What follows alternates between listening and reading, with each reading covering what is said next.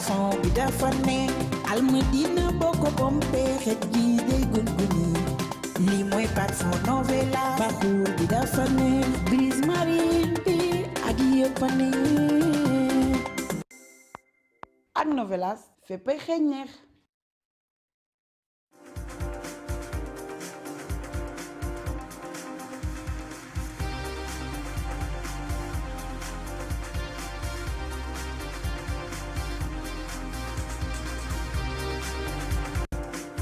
Hello viewers, wherever you're watching us from, a very warm good morning from the Gambia. You're watching QTV and we're broadcasting live from our main studios along Kairaba Avenue. I am your host, Aliou Cisse, with my co-host Ibrahim Bande, and this is your daily, this morning program here on QTV. Bande? Yes, it's good to be here on this platform. This morning we are back again. But today the program is not gender balanced. I mean, today the program is not gender balanced. And Aliou, it's important that we are here too.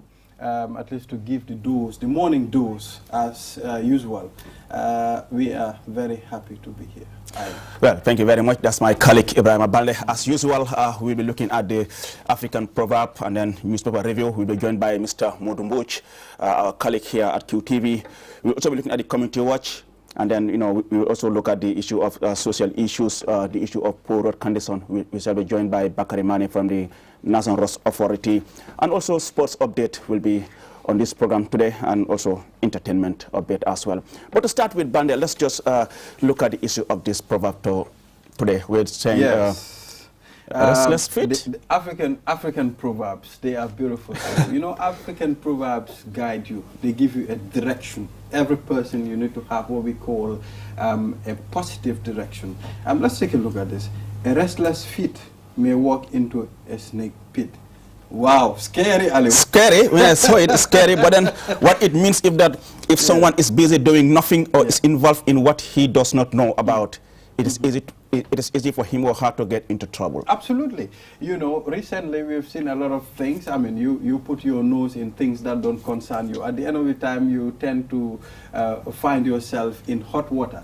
It is important for you to have what we call self-respect. I call it all the time. It's very important. If you are not invited into a matter, please don't be there. Yeah. Don't you think so? Yeah, quite very important.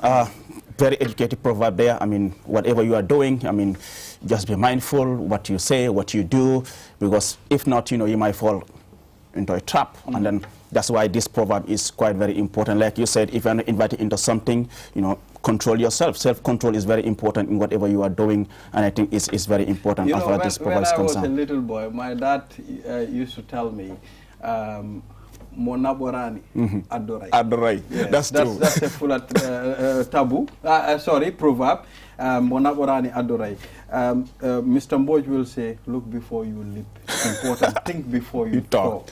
Yes, it's very important. But now people are talking before they think. And that's it. We also have this, very common say in the wall of, Kumanur Bau, Luyahuyola. So, yeah, so what do we have, Aliou? Well, I mean, that's for the proverb today. We'll just go for a short break and then we'll be back shortly.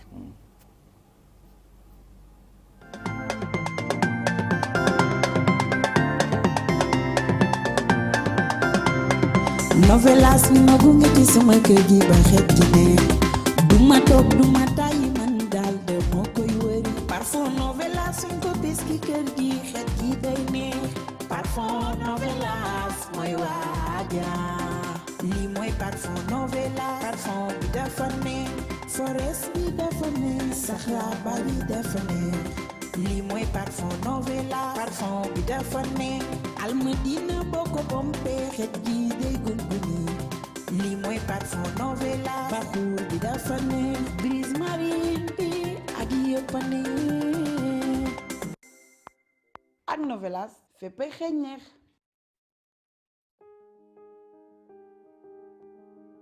With so many things to do in a single day, it's important to have a network you can trust. When there's family and friends to connect with and business calls to make, you need a network that is reliable and fast.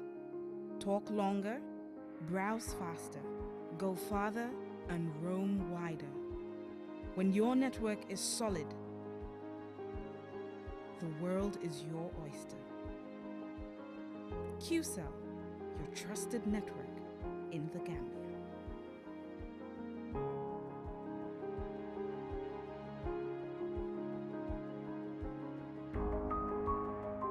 Q Money, the biggest mobile money service in the Gambia, has taken mobile banking to the next level. Now, you can link your Q Money wallet with your bank account. Yes, link your Ajib or EcoBank accounts with your Q Money wallet and get instant access to your cash anytime. No need to queue at the bank anymore. Transfer funds from your bank account to your wallet or your wallet to your bank account using Q Money Bank Link is the fastest, most secure, and convenient way to transfer funds between your wallet and bank account. For more information, call our customer care on 133. Q Money, Sunyu Kalpe. Terms and conditions apply.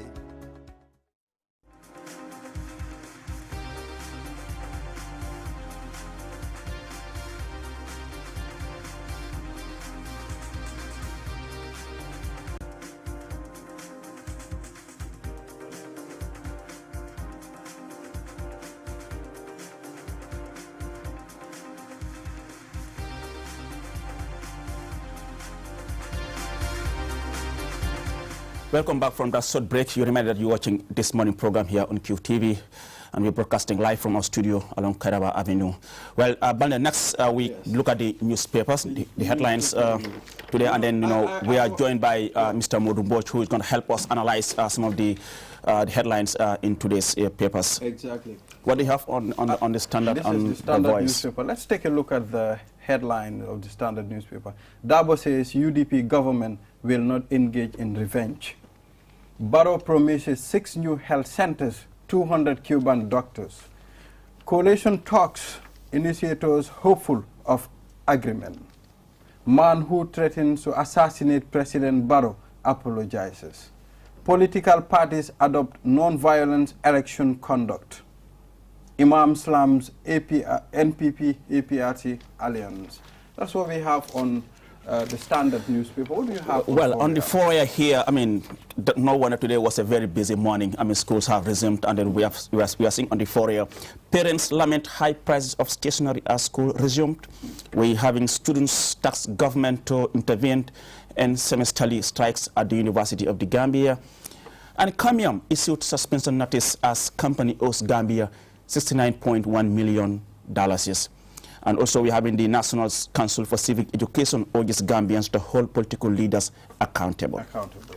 That's what I have on the foyer. Okay, let's take a look at the Voice newspaper. Management of aqua poultry farms appeal for help. Pura gives Comium fortnight ultimatum to pay over 69 million debt. Action Aid International, the Gambia hosts first citizens platform dialogue in Nyamina Kudang. That's what we have on. Okay, and of course it's you watching this morning, and I'm with my colleague Aliou Cisse. I was thinking he will say you're watching State of Affairs. Well, actually, this is this morning program, not State of Affairs. But yes, Mr. Mboch, you have had what we have on the headlines today. I mean, let's start with the issue of parents lamenting the high prices of stationery as school resumes. Why? Absolutely. Just as parents, mothers, people who go to the market, they've been lamenting about the rising prices of commodities and all the rest of it. That's exactly it. This is what we've seen. Everything is going up. So people who do not have much money, the sort of underprivileged, will be having difficulties. Unfortunately, we still haven't got sort of free education, really, even though we talk about it. But still, you have to buy books, you have to buy stationery. It's just unfortunate, to be quite honest. Yes, it's unfortunate, Mr. Mboch. Don't you think, when I read the newspaper, parents said the government should chip in, because now you don't differentiate private schools and government schools. If schools are resuming people are busy buying different textbooks, different stationery for students. Absolutely, government must obviously look into that. So what can they do? I mean, perhaps try to subsidize, as it were, to means test, as it were, some students who cannot afford it. Perhaps you can give them something, but that will take some time. It seems that in the short term, a lot of parents will have to sacrifice. This is what we normally expect of parents. A lot of parents will have to sacrifice for their children. But how do you think this is going to affect the education of the... It will affect a lot of people's education, because for a long time we've been saying it here, that there seems to be a kind of educational apartheid, as it were. Those with money will send their kids to good schools. And let's be honest, for a long time we've been complaining about the public schools, what's going on there. There's a lot of improvement there. So let's be honest with ourselves, it's a kind of educational apartheid. Those who have money will send their kids to good schools, they will have access to IT, technology, have all the textbooks and that sort of thing. And there are others who are struggling. I was reading one article about Rwanda. Most of their private schools are now closing down due to lack of people. It's like most of these government schools are now upgrading to standard. So it's like private schools are suffering in Rwanda. Don't you think that's a very good way of taking your education system? I mean, certainly we had the public schools doing so well that private schools will be closing. That's a different level, absolutely. I know that we like comparing ourselves to Rwanda, but there are contextual differences, obviously. So it seems from how I look at things that in the short term, at least, we cannot afford that. It's good to be realistic about, the situation we are in, isn't it? Yeah, the short term, at least. Perhaps in the intermediate to longer term, perhaps we'll be able to do that, depending on how much we spend on education. We know that stuff like sectors like education and health, these are really the twin pillars. If you give your people good education and you have a good health system, the sky's the limit.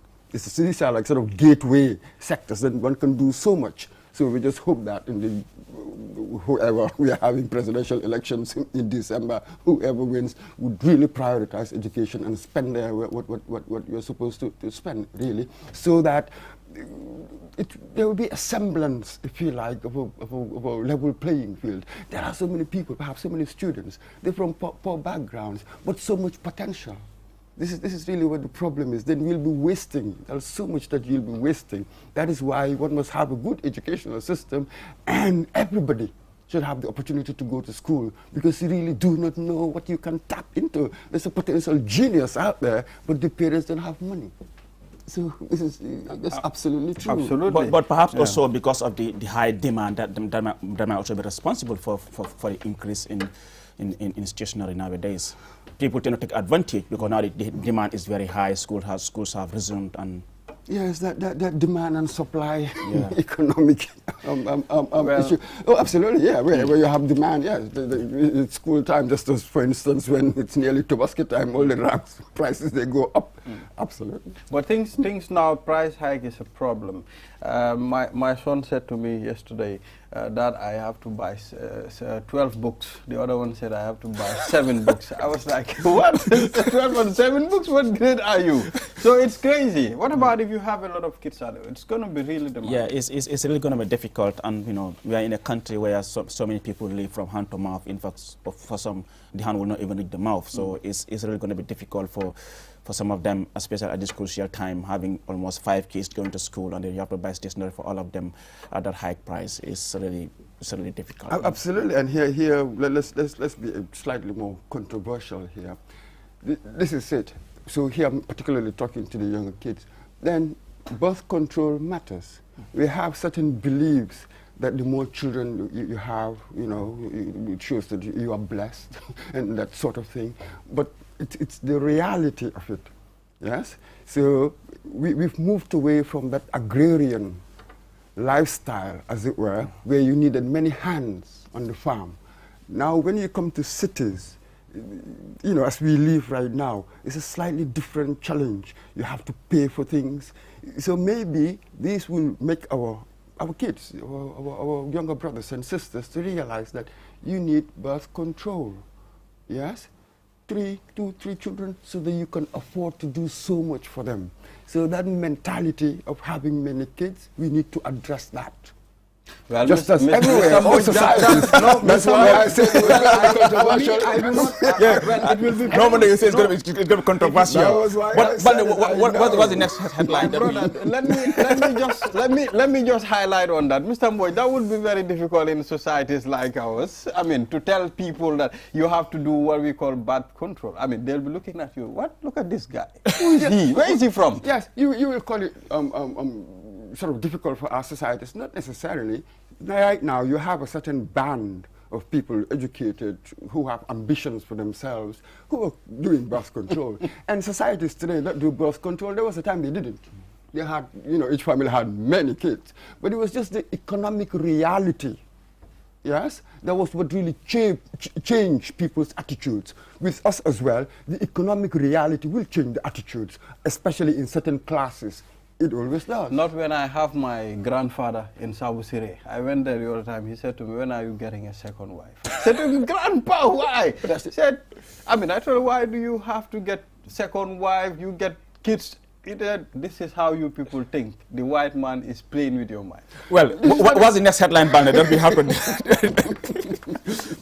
You had one on the standard about the political parties. Yes, absolutely. No, but before that, Barrow promises 6 health centers. Exactly. And 200 Cuban doctors are coming to the Gambia.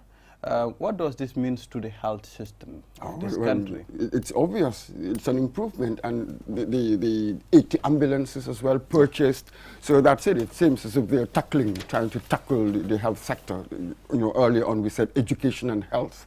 These are really the gateway sectors, as it were. Once you've got that, you put your citizens on a good stead to go and achieve things. Absolutely. And then the training as well. You need to train the medical personnel and all the rest of it. So, yes, fantastic. It's not simply having the building there, but again, the personnel, having the equipment. So well, Mr. Mboy, I think it's important for us to have Cuban doctors here. It is very important. That's a plus to the health system. But why not we see how to train our personnel? We have a lot of them here. Most of them, they'll be trained on government funds. At the end of time, they'll move and travel to overseas, to go work there. Do you think it's fair to this country? Obviously, it is not fair. We've seen that sort of thing all the time. And yes, in the short term, we will need the Cuban doctors. We do not have enough doctors, really, when you look at the total population and the number of doctors we have. And it takes a long time to train a doctor. So really, before we can fill that gap as Gambians, it will take a long time, because I think about 5 years minimum, as it were, and you have to do all sorts of things. So yes, of course, we welcome the Cuban doctors and any other doctors from anywhere in the world. If they can come and help in the short term, but we must make sure that we train our people in sufficient numbers to have that. Which I think is very important as far as sustainability is concerned, because I can remember some weeks ago, I was at the Farafanya Hospital, and I interviewed the CEO where he said, at the time, one of their surgeons was away because he's a Cuban, and then they were on holidays at the time. So I think it's important, like Banda said, we try to train our own local health personnel who they can retain to continue serving the people. Yes, and it seems as Barrow health is part of his top priorities. 18 new health posts will also be built in the rural area. Absolutely, so particularly in the rural areas. These are where these gaps are felt most keenly, as it were. We do hear of stories, people who deliver in the middle of the night. There's nothing to take you to a health center. You have no help, no expert help, as it were, in that. So it will be most needed in the rural areas. We just hope that they can recruit personnel, because we do hear these stories, be it doctors or even teachers, when they are posted in the remote areas, they're reluctant to go. So there are huge challenges. These are all obviously positive. It seems that we are going in the right direction. These are all positive contributions towards that, where we're heading. But it's a huge challenge. A huge challenge, and then so some will argue, these are compounded problems.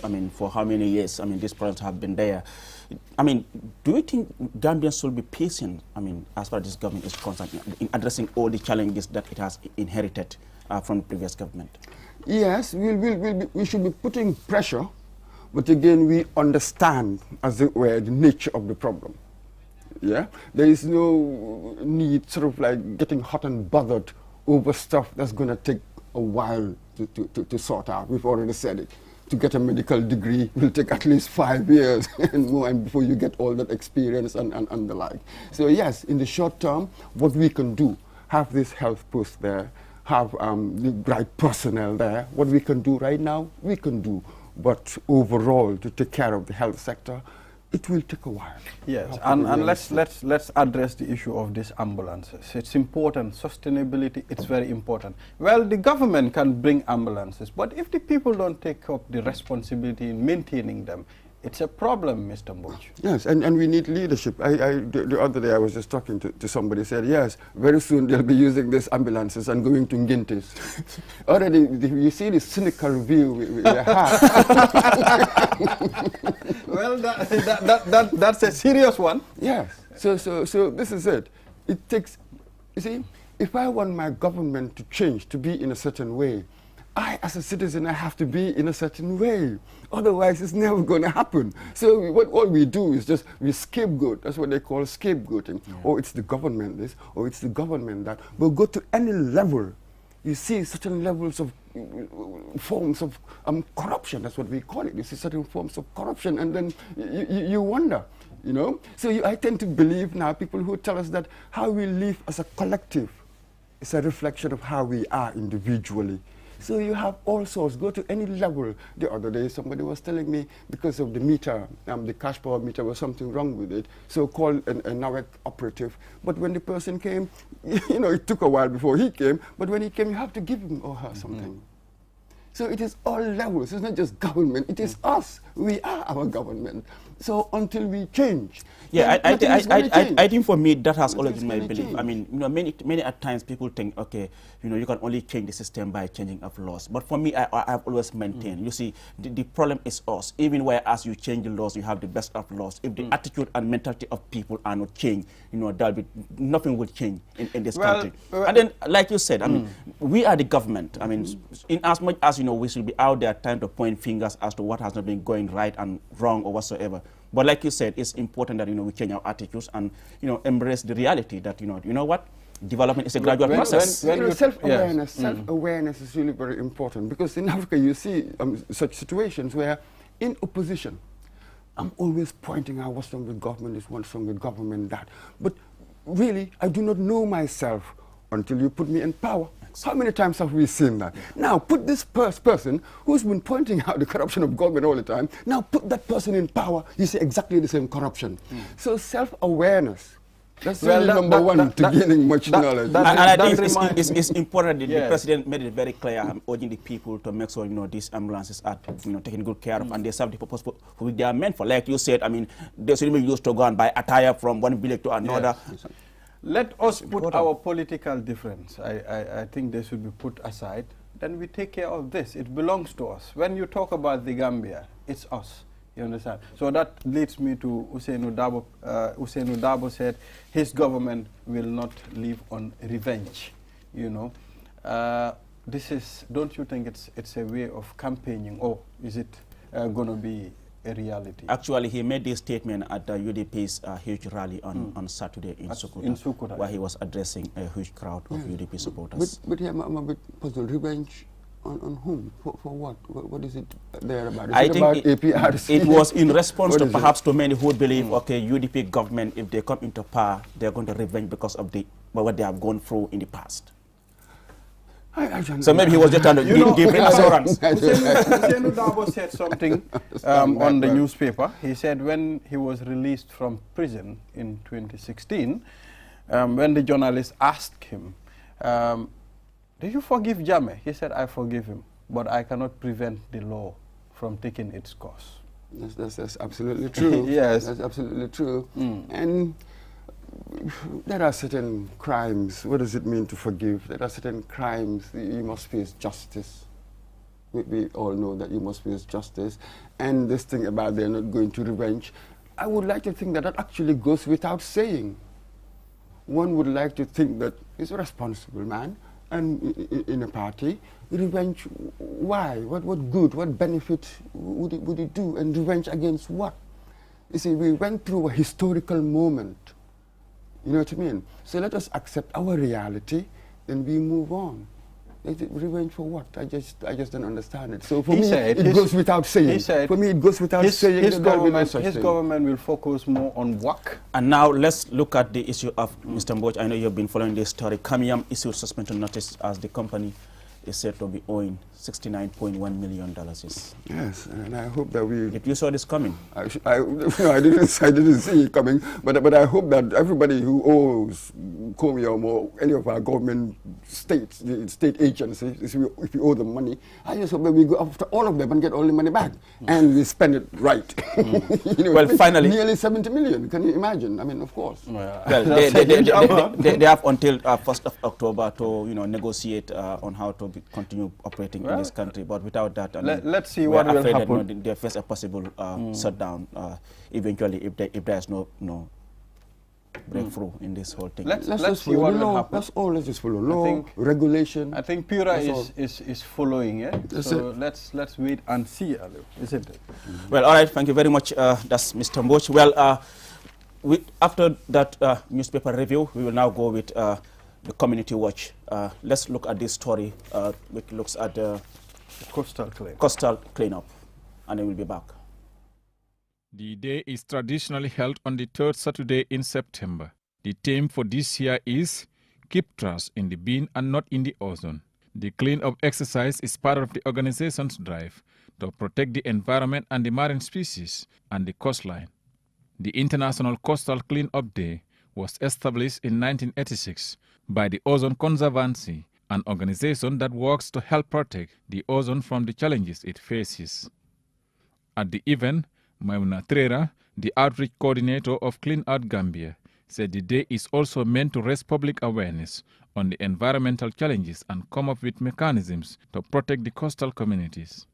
This is not just for us, do it. And once the beach is clean, the beach is a place where a lot of us come to relax, a lot of us come to free our mind. So it is really, it really needs to be clean when we are here, so we achieve what we really want to achieve whilst we are here. Some people come to the beach for dates, but you cannot go for a date in a place that is not clean. It's unkept. You can't come for, to relax your mind in a place that is unkept. So I implore them all to please come and take part in this. Suleiman Jai, the Secretary General of Development-Oriented Citizens, said there cannot be good health without a healthy environment. He called on people to desist from throwing litters into the ozone. We can all do, better by engaging also our colleagues, engaging our peers in making them realize the importance that the protection of our environment have. Mbuguma Ismail Jeng, Field Supervisor for Future Proof Banjul, said keeping the marine coastline clean is an important component of environmental cleanliness. He called on people, especially youth, to clean the environment. Cleanliness is next to godliness. And we know how polluted the ozone is. So if we want to live long, and if you yourself, who is reluctant to come and be a part of the solution, well then you might not live very long. So saving the ozone is saving ourselves. International Coastal Clean-up Day has galvanized communities worldwide to collect trash that pollutes our waterways, making our coast cleaner and our ozone healthier. Clean Out Gambia is an association that seeks to empower communities towards environmental protection and sustainability. Reporting for KTV News, I am Omar P. Jallo. Well, saving the ozone is saving ourselves. That was a report by my colleague Omar P. Jallo as part of activities marking this year's International Coastal Cleanup Day. Mr. Mboch, what do you make of that initiative there to clean up the beach? Oh, fantastic. I mean, for a long time, environmentalists, they've been telling us really how polluted our oceans are, So, and then we know how ecosystems, how interlinked ecosystems are, and the damage that is doing ultimately will come and harm us. So it is really in our interest to keep these things clean. And yes, I'm sure once in a while you will have these environmental groups who will go and try to clean up the oceans. But what is significant is for us not to be littering in the first place. You see it all over the place. So we just sort of like mindlessly just throwing things about. We do not see the consequences of that. Then, you know, my 10-year-old, I have a 10-year-old son, when he does that, I look at him and say, who do you think is going to pick that up? I just wish, that is what I want to tell people out there. So when they just throw things about, I just want to ask you, who do you think is going to pick it up? It's just an amazing thing. So this stuff that we throw about, they will find their way through waterways when it rains, and then joining rivers. This will find their ways ultimately into the ocean. This is what happens, particularly plastics. They tell you that is the worst. And that's why the theme for this year is keep trash in the bin and not in the ocean. Can we call this not being responsible, not being taking up responsibility? I think that's a huge problem in Africa, Mr. Boche. Oh, absolutely, yeah. Responsibility is that, but a certain self-awareness. I do not know how we adapted, as it were, this attitude of just throwing things anywhere. But let's realize that we're living in a world now we cannot do that. I will also perhaps tell the wards, the councils, local municipalities, perhaps let's have lots of public bins. Exactly. Maybe it might help, it might encourage people to be putting their trash in the bin rather than just throwing it about. So there must be that meeting halfway each other, the councils and people, whereby you provide these bins and then we'll throw rubbish in there. And hopefully you wouldn't have people vandalizing these bins as well. You're scared of that. So there's a huge sort of attitudinal change that we need really to But in your own case, what measures do you think should be in place to ensure that, you know, they're able to address this? Well, littering. Because people take advantage. They go to the beach, organize their picnics, litter the place, and just leave. I think, Mr. Moj, putting bins at the beach or any other place is a solution. But why not we put people who will be taking care of this? Because KMC have put up many bins in the streets, but where are they now? Some of them you cannot even see them there anymore. You know, that was what I was talking about, yes. the vandalizing bit. Yes, and perhaps these councils, this is really a job that we should be giving to the councils, I feel. There are many things I feel that we should be giving really to the councils. We should empower the councils more because they know their areas better, and it will be easier perhaps to manage and monitor things. So yes, even the traffic, I believe in, perhaps we should have a system of traffic wardens for councils. So when each takes care of your own little patch, then overall it will look better. So absolutely, so things like that should be given to councils. We empower them. Perhaps they'll have more employees who would be responsible for enforcing, as it were, the littering laws. We have littering laws, anti-littering laws. Yes. They're all there. Absolutely. But again, there's no enforcement, as we normally say. GT board, they have a law. I was coming to GT board and even the hotels. Yes, GT board, they have a law. If you go to the beach, there is a particular amount you pay, something like 3,000. If you don't litter, at the end of the time, they will give it back to you. But if you litter, they will use that money and pay a caretaker to come and clean up the That's beach. it. So I hope you do have people who will go and verify Yeah. whether you've littered or not and stuff like that. Yes, But we can come up with all for sorts me, of schemes. I think I have a problem with that law. I don't think it is being enforced.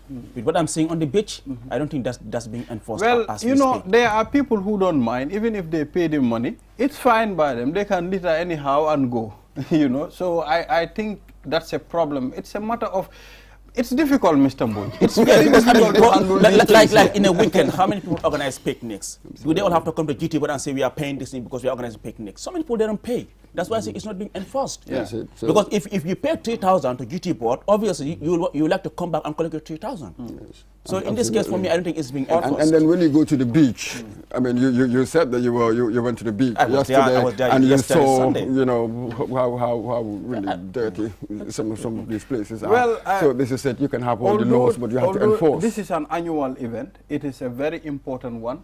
I traveled to Katong on Saturday. I saw people cleaning. Even the youths of Katong were also doing the same practice. So it's important. I wish this was done weekly. Oh, absolutely. But this is my point. The cleaning bit, that's one aspect. But let's go back to the source. Please do not throw your litter. They go together. They go together. So we shouldn't be just, what do I call it, reactive.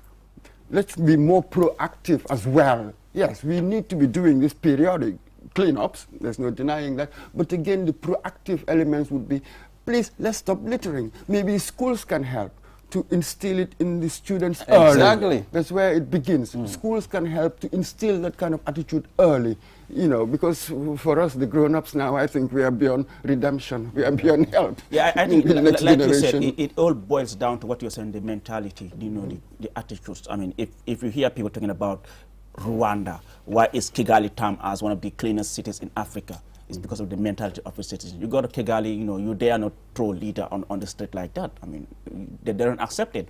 So like you said, it's important that people try to instill, you know, this, you know, beliefs in the minds of the young ones that, you know what, you're going to just be littering around. Absolutely. But you see that such, we tend to point to Rwanda, absolutely. But such sort of drastic, dramatic, as it were, improvements, as it were, economically, or clean streets and all of that, dictatorships do that better. Let's be honest. Yes. You know what I mean? Because they use iron fist. I think development, in many ways, I think it's a radical concept. Whereas democracy is really very conservative. So development under democratic conditions, be careful, it's going to be slow. Mr. Boy, if you say it's that, one I will step agree. at a time. It's very, very slow. We used to have Operation Clean the Nation, and everybody will be busy cleaning, and you make sure you maintain the area is clean. But we don't want that. Yeah. We don't want the whip. I would like to think that we are civilized people. I will do the right thing for its own sake, not that I'm scared of authority. That's not what we want. We don't want to be such people. We're human beings, civilized human beings. We want to do the right thing for its own sake, not that we are scared. I would hate to be in that kind of Gambia. I would hate to be that kind of Gambian. But Mr. Boy, if that is the case, people should take up the responsibility. Yes, that's what we're trying to do. That's we talk our to problem. people. We'll I keep can on say talking. this anti-littering law, it's here. But people are not taking heed. And of course, I've seen a lot of sensitization on TV. Like 10 years ago, a woman was telling people not to litter in the streets, let them put it in the car. But still, people don't even look at those things. Well, but be careful. I suspect that there are some who are becoming more mindful. You are never going to have huge numbers for it to happen simultaneously. Life doesn't work that way. So you'll have some who will start, you know, being conscious of what they do, they wouldn't litter, and then gradually it will spread out. This is how social change comes about. You are never going to have it when just one day, boom, everybody does the right thing. That is unrealistic. That's what we say. It's a gradual process. That's it. It's a gradual process. Unless you are in a dictatorship. Otherwise, you know that the whip will be coming. We don't want that. We do not want that. Thank you so much. Thank you very much. That was our colleague Modou Mbodj, who had joined us to discuss the newspaper headlines and also look at the community watch. Thank you so much, Mr. Mbodj, for being on the program. Well, viewers, we will go for a short break, and when we return, my colleague Modou Gajaga will join us for the sports update.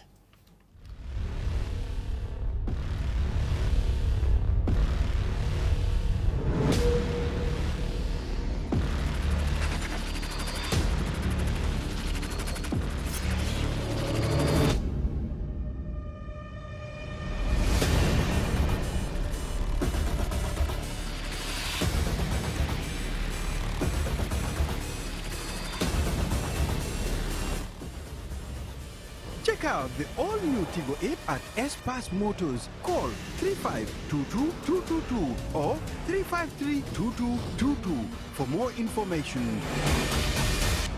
Cherry. The best product in town is back. QCell's MiFi router. Get the best MiFi in the country for just $2,800 and connect up to 15 users with 4G internet speeds and a long-lasting battery life. So rush now to any of our customer care locations and get the best for less while stocks last. For more info, call our customer care on 111. QCell, Senior Boss, the Gambia's quality network. We innovate, others follow.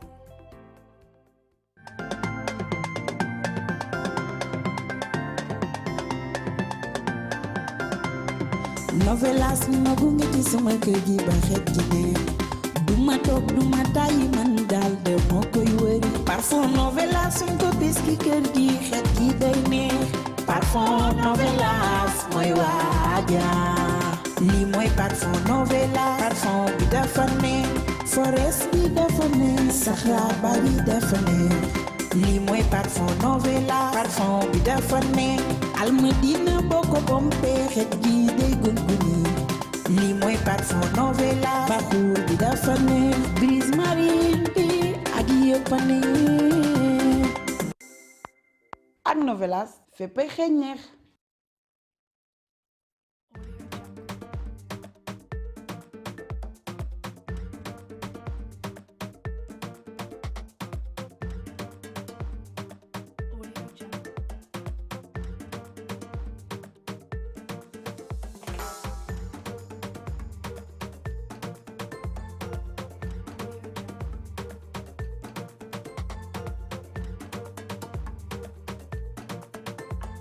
Want more in your bundle? At QCell, the biggest, fastest, and most reliable mobile operator, we've got you covered with Sunyu Bundle. With Sunyu Bundle, dial *303# and get the bundle of your choice. Sunyu Bundle, affordable, fast, and reliable. QCell, we innovate, others follow.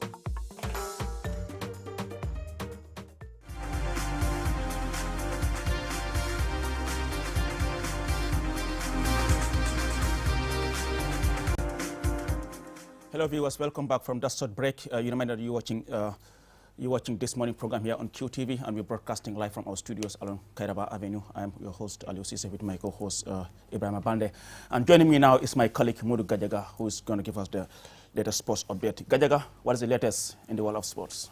Well, Aliou, not such a good news. Last week, Monday, I could remember celebrating here in the studio Fortune's 3-0 win against Anton Setiv in the first leg preliminaries of the CAF Champions League at the Independence Stadium.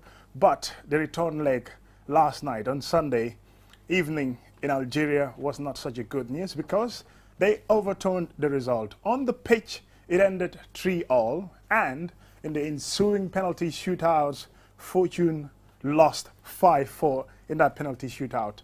So it appears they're knocked out of the competition so far, and it's quite unfortunate. Lots of drama happened in the game. For the first 5 minutes, they conceded.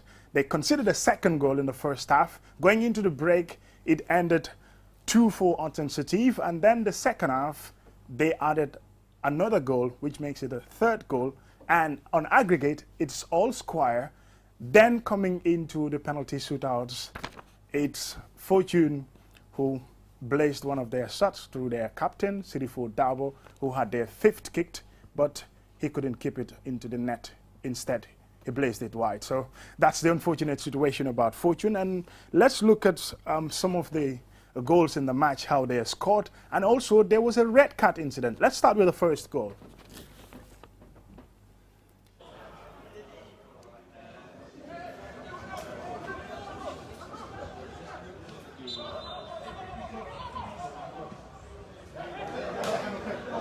And as you would see, and the voice that you hear there on the background is the celebration of the home supporters. Well, of course, the field supporters. The match was played behind closed doors. And that's the second goal. Comes from his corner, and then it's escaped through into the net. And that's another celebration, goal number 2. Both goals scored in the first half. And you can now look at the third goal as well, which was also scored through a header. And it's going to be a very, very interesting situation here.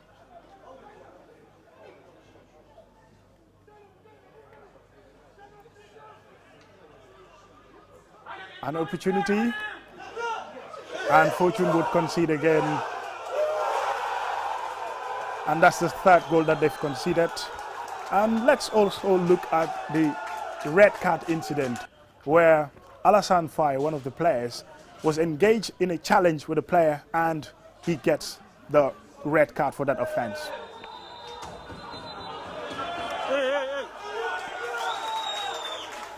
Yes, Alassane Faye will spend the rest of the match outside after that incident, whether it was a genuine tackle or not. Here he comes out of the field of play. And you could see the coach, James Joof, complaining to the fourth official. So that's it for Fortune, and we apologize for the pictures. It was filmed with a mobile phone and then it was streamed on their Facebook page. That's the only pitch footage that we could use actually. We apologize for the pictures, but Aliu, quite dramatic. Quite dramatic. I mean, we were all hopeful that Fortune will progress to the next round of these qualifiers. I mean, for the first time, we see a Gambian team, you know, winning 3-0 at home in the first leg. I mean, it was just to go and finish, you know, the entire game in Algeria. Where did you think it all went wrong in this game?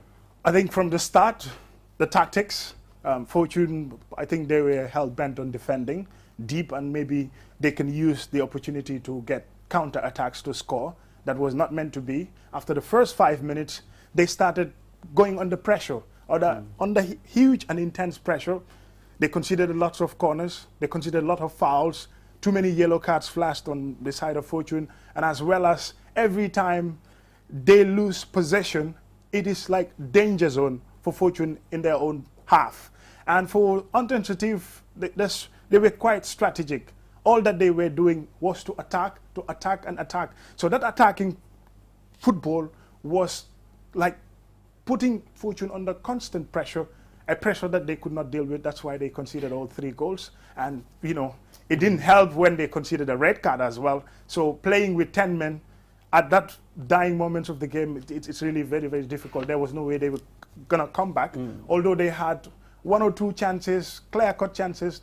They should have scored, but they missed out. So it makes it difficult. And then going into penalty shootouts, which was a 50-50 situation, I thought maybe because of they worked so hard to keep the game at least 3-3 in the aggregate, but in the penalty shootouts, they maybe could have escaped through, but they eventually missed one of their penalties. Mamadou Gadiaga, is it true that it's difficult to win away from home? Sometimes it is said, you know, it's difficult to go to someone's ground and win him and come back. How do you see that? Yeah, in football, home advantage would count a lot, especially if the home advantage is maybe you pulled a lot of crowd. Like, for instance, when Fortune were playing home, the Independence Stadium was almost 3/4 full, so they had the support at home. But playing away, it's completely different. This match was played behind closed doors because of the COVID restrictions. But at the end of the day, I think tactics work better for Intensity. They were better with the ball. Yes, there were some questionable decisions when it comes to refereeing, the yellow cards, and sometimes, you know, a Fortune player would be fouled on the field of play, and then he would allow play to continue when normally in a game, play should have been stopped. All those things happen. But overall, I think Intensity were the better side. That's why they won the second leg. So and for Fortune, this is the first time they're playing in such competition. What do you think should be the lesson to be learned from these outings? Well, I think the lesson is very obvious. Re-establish themselves, you know, put in more money into the club, get better players, and make sure they get into a lot of competition. That is, the Gambia's first division has to be professionalized. It has to get to a certain level to be able to compete with teams like Intensity, teams like, you know, Al Ahly of Egypt. They are the top teams in the continent. So if you are going to compete with them and maybe eliminate them in such kind of qualifiers, obviously you have to be at your best. Well, certainly it's never easy playing against these North African sides at their own backyard. It's never easy. Yes, for the next story in the sports, thank you very much, Aliu. And for the next story in the sports, we are going to talk about the Q City Football Academy competition. We've watched brilliant matches. Aliu Cisse and I were there on Friday, Saturday and Sunday. And yesterday, Sunday, Q City Football Academy played against Hans Football Academy for the under-15 in the first category, and then in the second category it was the under-18 who played. Let's look at what happens in the first match. That is at the under-15 category, where Q City Football Academy under-15 won by 1-0. Sends in there. The goalkeeper comes out for that. Oh no, an opportunity here. And yes, it's a goal. Just 5 minutes into the first half, and Q City takes the lead. Sends in there. scored in the under 15 category. QCT Football Academy winning by 1-0. And in the second match, it was the seniors who played, and it's QCT Football Academy again who won by 2-1. Let's look at the goals. And QCT takes the... Since the start of this encounter, it's been all good opportunity. QCT Football Academy scored, and with the follow-up, and it's number 11 for them, Ibrahima Pereira. Comes on after 10 minutes of football in the second half. A good opportunity, fantastic equalizer. A simple tap in, good finish. Credit goes to the striker that jumped all the way and win that header. You know, the header. Malamin Bojang. The good position, Malamin. Ball gets a little stopped inside the box. Get the ball. Hey, a goal! Goal number 2 for QCT Football Academy. And number 15 is the goal scorer, Kasama. Since the start of this encounter, it's been all good opportunity. QCT Football Academy scored, and with the follow-up, and it's number 11 for them, Ibrahima Pereira. That's the goals for QCT Football Academy, who won eventually by 2-1 in the under 18. So both teams have progressed to the quarterfinals of the competition, and so unfortunate for Hans Football Academy, which really is very, very difficult for them in this competition. But we've seen quite some good goals and the excitement in the competition. Well, it seems QCT is really having a good run in this tournament so far. I mean, both the under 15 and under 18. I think they are the team to beat. Yes.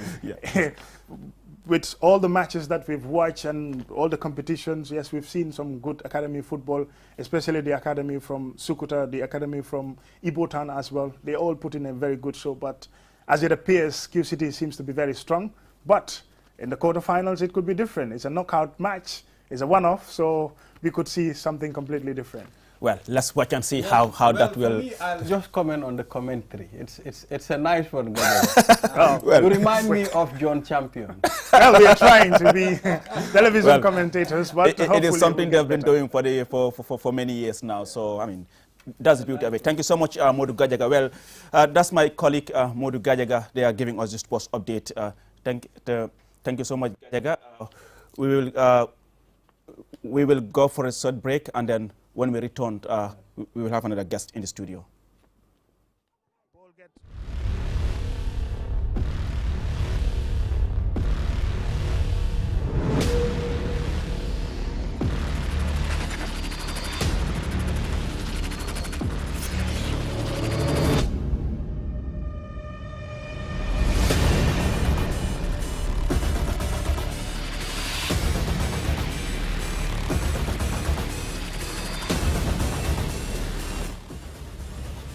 Check out the all-new Tigo 8 at S-Pass Motors. Call 3522-222 or 353-2222 for more information.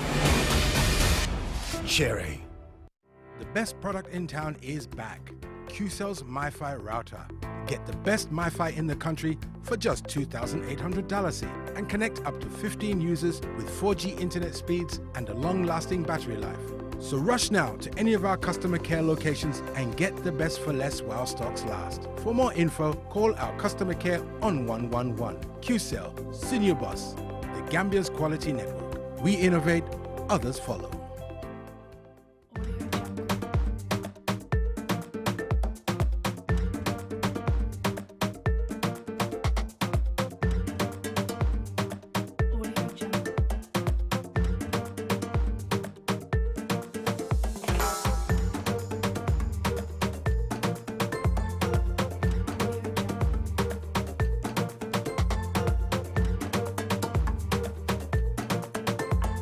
Want more in your bundle? At QCell, the biggest, fastest, and most reliable mobile operator, we've got you covered with Sunyu Bundle. With Sunyu Bundle, dial *303# and get the bundle of your choice. Sunyu Bundle, affordable, fast, and reliable. QCell, we innovate, others follow.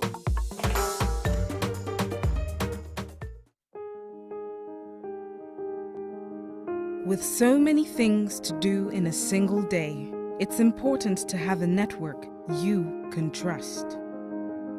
When there's family and friends to connect with and business calls to make, you need a network that is reliable and fast. Talk longer, browse faster, go farther, and roam wider. When your network is solid, the world is your oyster. QCell, your trusted network in the Gambia.